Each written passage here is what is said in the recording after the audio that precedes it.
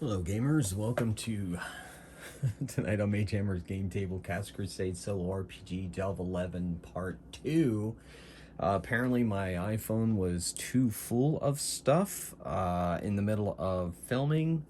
I mean, it ended at a really good place, but I did play a little bit beyond that before I realized I was not recording. So I'm going to talk you through what happened in that combat as to not run through the combat again, and then what happened after that, and then finish out the final encounter. As you can see, I have pulled the final encounter tile. I think it worked out really great narratively. Anyway, sorry. So Staressa ran in to smash a guy, hit a guy, took him out, or didn't take him out, but wounded him after Lothan had put two of them to sleep, which you saw in video. There was a woman at the table. She turned out to be a wizard. She cast an acid arrow at Lothan, and it actually missed, even with the touch attack that acid arrow has. It still missed and sizzled into the wall behind Lothan's head. Ash went in. Tobias fired off with the crossbow. No real critical misses. No real critical hits. They took him down. Tobias took care of one of the sleeping archivists. Lothan woke the other one up. They tried to question him, and he would not give them the answers they needed. So they tied him up. Tobias wanted to kill him, but Lothan stopped him. So we'll see where that leads, if anywhere. They did get the hard lock open in that armoire, and there were no magical items in these areas that they stole from the caravan. So then they went to the place, the only part of the delve they had not been in. They took this table here, pictured there, that the archivists were playing cards at. They put it across the pit. They walked across it. There were no monsters in this hallway.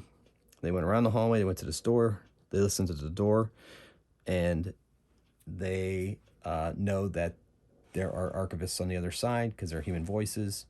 And I was very excited when I pulled this card. I'm like, this looks like the very perfect archivist underground lair. So that's where we're at. They're standing in front of the door. They're getting ready to go. They got their battle plan. They're going to Ash is going to open the door and walk in, and then if the people on the other side are surprised, Lothan's going to let loose with a sleeping spell. So I'm going to roll to see if they are surprised. I think because of the nature of what we're looking at, I'm going to give their leader a test. And we'll say, since Tobias is the one opening the door, well, I guess I'll go with 3 as the challenge level because that's the average level of the party. And the person on the other side of the door who is doing the searching has wisdom as a primary. So it's 15. He gets plus 5. Okay, so they know that the Adventurers 3 and Lothan are coming. So Ash opens the door. Standing before them are 5 archivists dressed in chain shirts with short swords. And they have shields.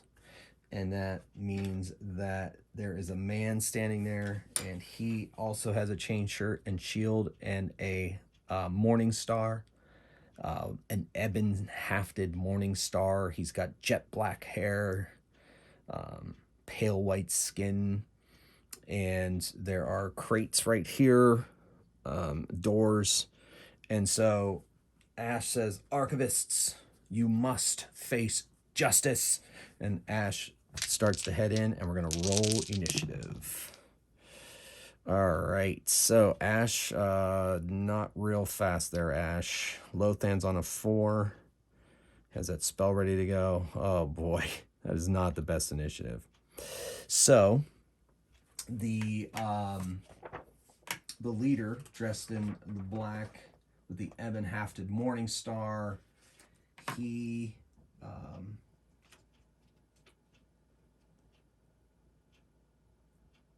it has, yeah, he casts it.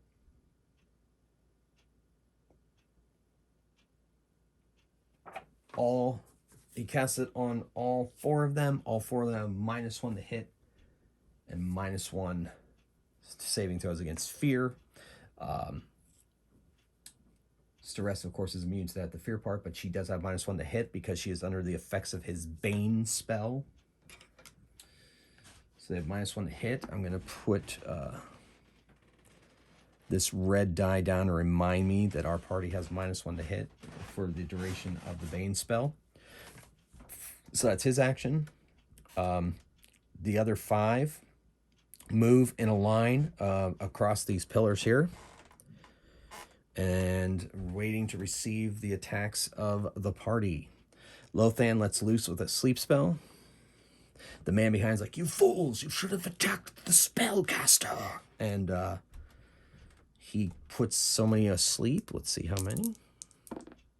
Oh my gosh, 8 hit die worth of sleep. 4 of them drop to the ground. 4 of the 5 drop to the ground. Well, that was advantageous. And then Staressa's like, "I cannot abide evil," and she goes forward, "Taste the light of Palin," and attacks one of the guys still standing, and misses. Tobimus lets loose with his crossbow at the cleric, and it looks like it's going to fly. Yeah, it does. It doesn't even hit the guy's shield. So it flies on by, skitters across the floor, and Ash moves up to attack the guy and hits him. The fighter that was standing there, the fighter archivist. That is a 23 to hit. That's definitely a hit, and he does 1d6 damage, +3, 9. Ooh, that's a solid hit. He takes that guy down with 1 punch. Bam! All right, so that brings us to initiative.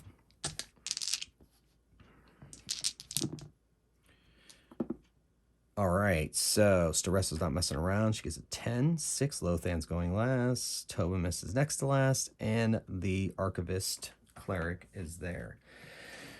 So I don't forget, Staressa had a -1 to hit anyway. So Staressa, let's see, 5, 10, 15, 20, 25, 30. So she's just going to make it.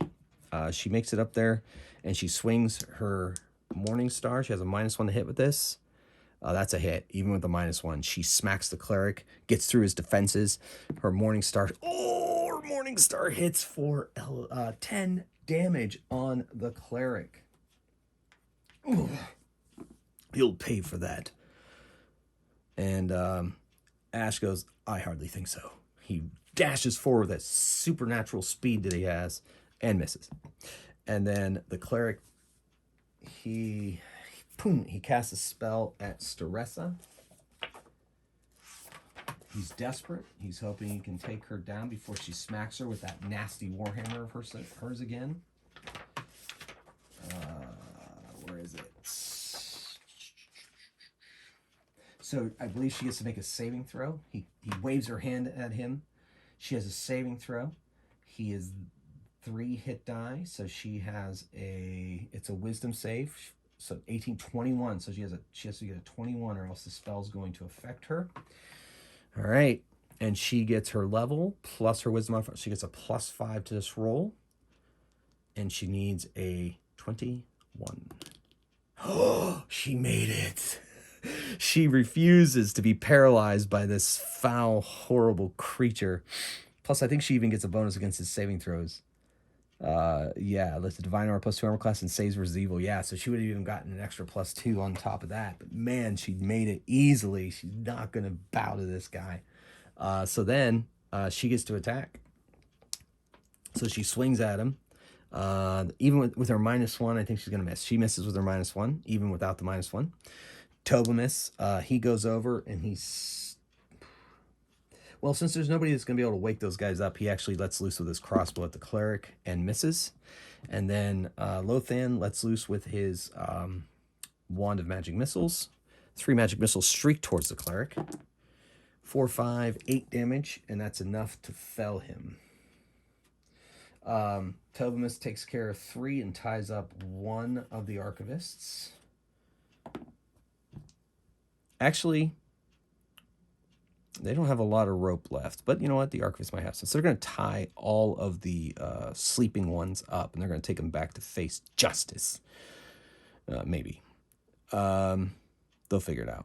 So they check those crates, and the missing spells, scrolls, and magic items are in there. Tobimus can't resist that very hard lock, so that's an 8. So it's a 20. He's a 20. And he gets a 13 + 8, 21. So he clicks it open, and inside is nothing. All right, they open that door, and there is coinage, probably the coinage of the archivists, and there is 60 gold pieces in there. Okay. Okay, they defeat 4 archivists and a wizard. They defeated a werespider. They defeated some goblins. I mean, they didn't defeat them, but they overcame the challenge, so I'm giving experience points.